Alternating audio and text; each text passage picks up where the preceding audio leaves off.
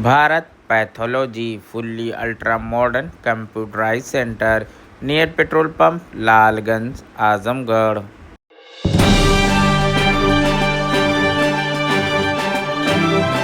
बेमौसम बारिश ने किसानों की बढ़ाई मुसीबत, खेतों में डूबा धान, फसल बर्बाद होने से किसानों के चेहरे पर चिंता की लकीरें। कहां बेमौसम बारिश ने किसानों की पूरी उपज की चौपट।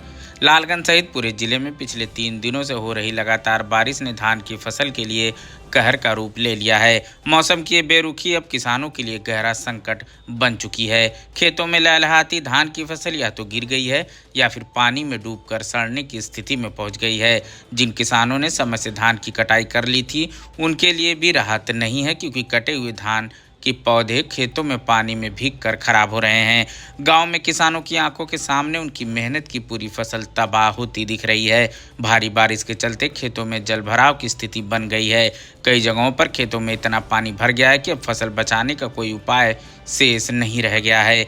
लालगंज क्षेत्र के चवार पश्चिम, बसही, सलहरा, बनारपुर, मुल्लापुर, लाखीपुर, मेहनातपुर, तरवा, लालगंज, देगांव सहित जिले के कई क्षेत्रों के किसानों ने बताया कि इस बार धान की फसल अच्छी थी और उपज को लेकर काफ़ी उम्मीदें थीं, लेकिन अचानक मौसम ने जो करवट ली उससे सारी उम्मीदों पर पानी फिर गया है। खेतों में कटे पड़े धान भीगकर सड़ने लगे हैं, जिससे किसानों को भारी आर्थिक नुकसान का सामना करना पड़ेगा। किसानों का कहना है कि अगर अब भी बारिश नहीं थमी तो खेतों में पानी की निकासी नहीं हुई तो पूरी फसल चौपट हो जाएगी। कई स्थानों पर खेतों में धान के साथ पराली भी भीगकर खराब हो रही है, जिससे चारे का संकट भी अब गहराने लगा है। काश्तकारों ने स्थिति की चिंता जताई और कहा कि लगातार बारिश के कारण धान की गुणवत्ता प्रभावित होगी। गांव में इस समय हर ओर चिंता का माहौल है।